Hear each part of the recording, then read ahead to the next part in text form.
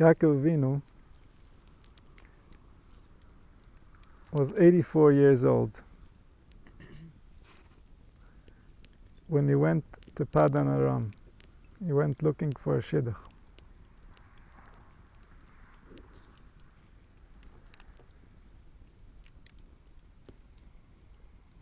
Then he worked 14 years for his two wives, and then he worked another 7 years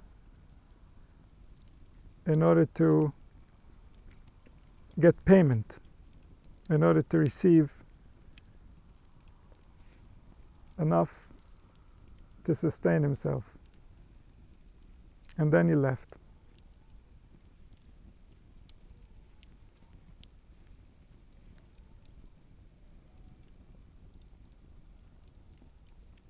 He worked the first 7 years.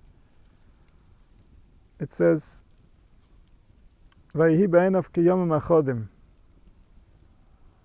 To him it was just like a few days.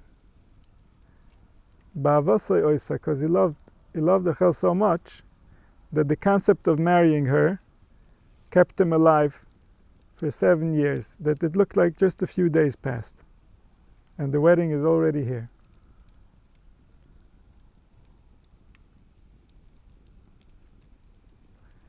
Then he marries Leah, and he has to work again for Rachel 7 years. But this time he doesn't wait the 7 years first. This time he takes payment in advance.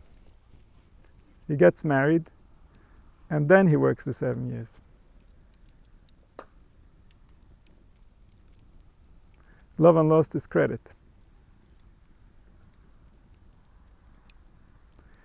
And so he works another 7 years, 21 years in total. And he asks for payment, and he speaks about the difficulties of taking care of the animals. At night it was freezing. By day it was boiling hot. I had to go through all this, and now I want to get compensated. He goes through this entire process with Lavan. At the end he gets compensated very well, and he leaves. He leaves with the sheep, he leaves with the wives.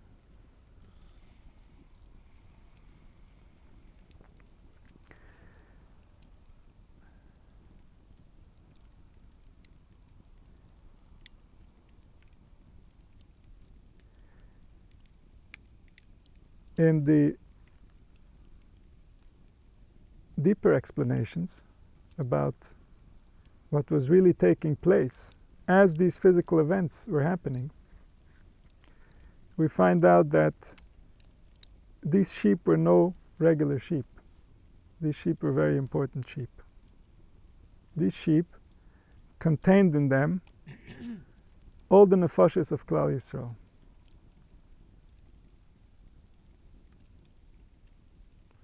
And so essentially,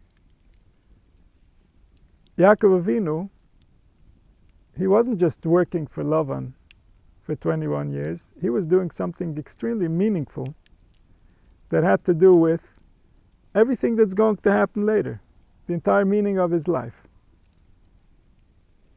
the entire purpose of him being incarnated into this world is happening through this.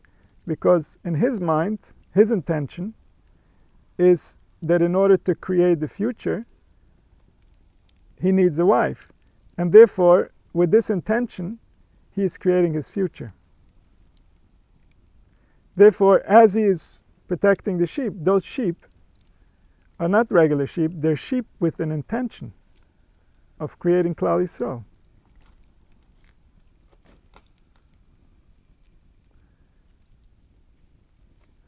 Why were these sparks, why were these souls in sheep?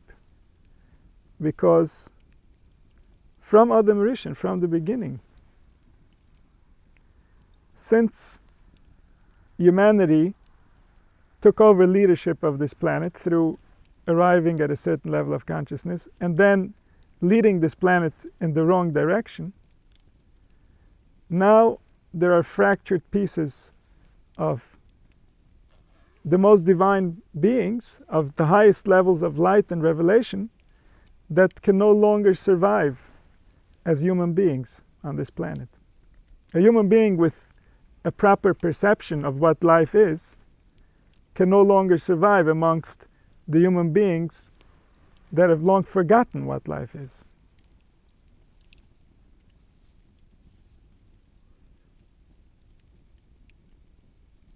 And so therefore, sparks are everywhere. It's a mess. Things seem random. This is the beginning of chaos. Chaos comes from the shattering of the vessels. V'aretz oisa tohu. Tohu is chaos. Chaos means the mind boggles. It wasn't meant to be mind-boggling. It was meant to be intuitive. But something happened. There was a fracture. And then pieces are not where you would expect them to be. Things we expect one way, but really they're a very different way. And therefore, these sparks that have a very significant future, are stuck at the animal level. This is going to be a long process until these sheep are going to become humans. We're still in the middle.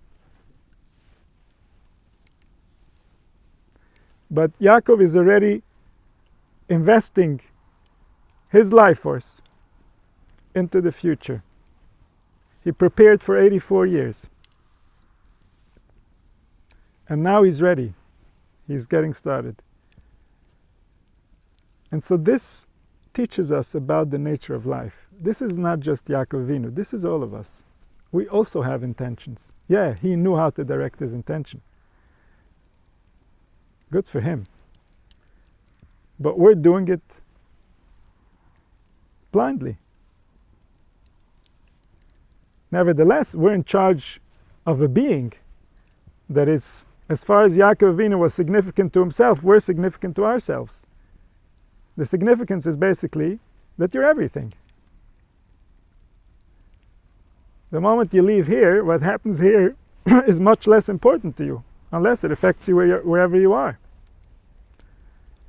And so you are everything to you. Just like Yaakov was everything to Yaakov. The difference is Yaakov really knew it. Every fiber of his being knew it. Every fiber of his being knew that all of humanity depends on him. The future of reality depends on him. The future of the human experience. The experience of all the species. The experience of the planets and the stars depends on him.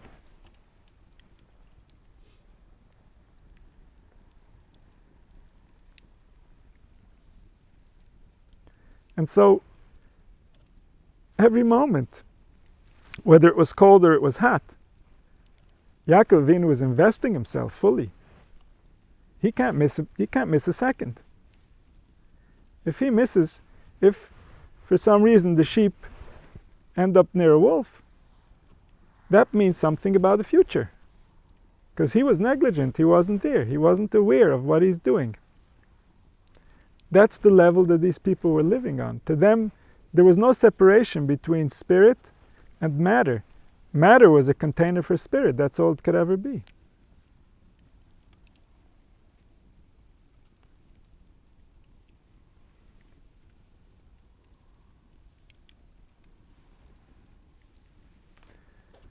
So Yaakov Avinu is investing himself into the process that is going to perfect humanity. And that process is a process of discovery.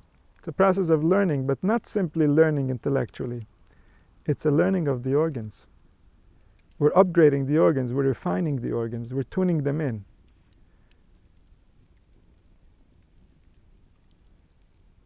We're making them capable of carrying their divine purpose.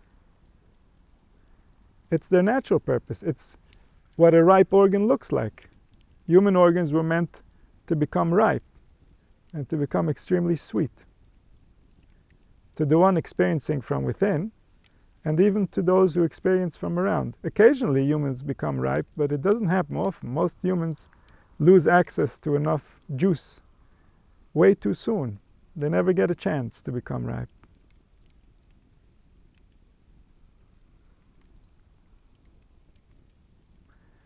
But we can find a way to reconnect to our juice, to increase our desire,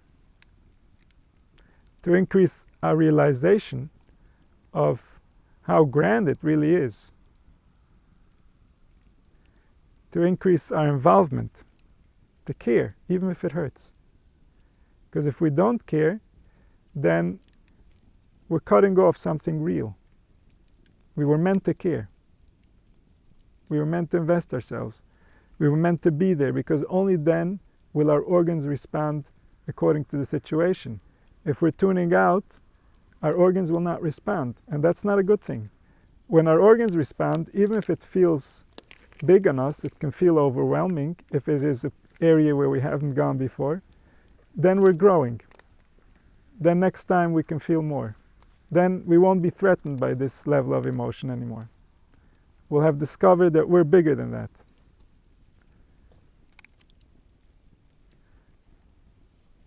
And so Yaakov Avinu felt life. He was there fully. He was investing himself. He knew, he understood what he's doing. He cared. Every detail, every word he said meant something. Every word he said, he knew he's instructing the spirit that runs all spirits. That's the nature of speech. Everything that comes out of your mouth is a prayer. That's the nature of a human spirit. This is the power that we have. We're running things. We really are. We don't understand how much until we can no longer act. So what Yaakov Avinu was working for is the same thing we're all working for. We are that. We are his desire that this continue, that he continue. That his vision, that his genes, that his reality, that his way of life, that his life force itself should continue. We are that. That's our true identity. The things we do on a daily basis, the thoughts and the concepts we've sold our soul to, they're not a real identity. They're not alive. They're ideas. The life force inside of you, that's him, that's Yaakov, trying to live. That's Yisrael, that's why we're called Am Yisrael. That's him. Whatever you're saying about it, you're wrong, because it's him. And he's not little.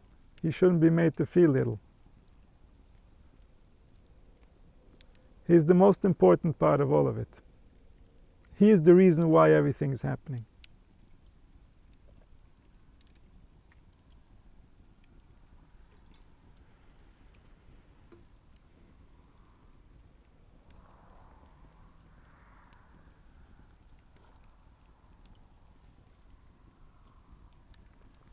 And so because everything was so real to him, reality reacted with that level of seriousness.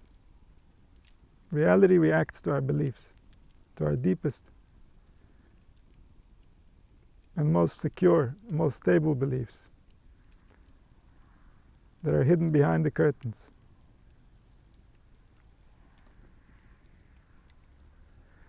And when those beliefs are pure, then reality reacts in a pure way, in a real way. This is part of our design. This is something that we all understood as children.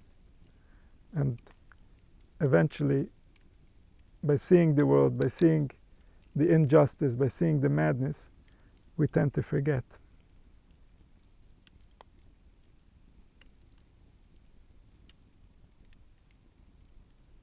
Yaakov Avinu didn't forget. He didn't allow himself to forget, not for a single moment. And that's why he resulted in something so real, something that survived all types of craziness. So many madmen trying to destroy any Zecher of Yaakov Avinu. And here we are talking about him.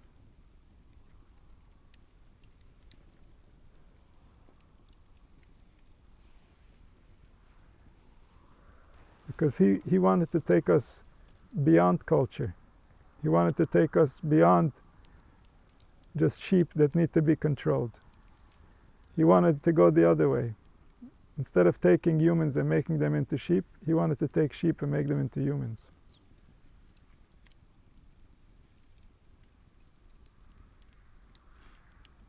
And so he couldn't allow that life should just happen. Just let it happen. What do you care? He cared. He took it very seriously. He was ready to kill or be killed.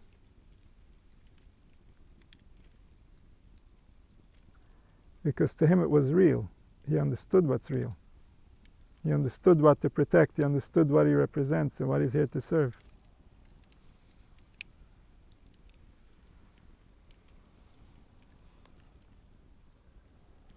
So may we all be zoche that his life force, his energy should guide us so that we can discover what he discovered, so we can be worthy of the name Yisrael. Because when that will happen, then we will all think the same and automatically we'll unite. We won't even have to unite, we're going to be the same one. May it happen soon.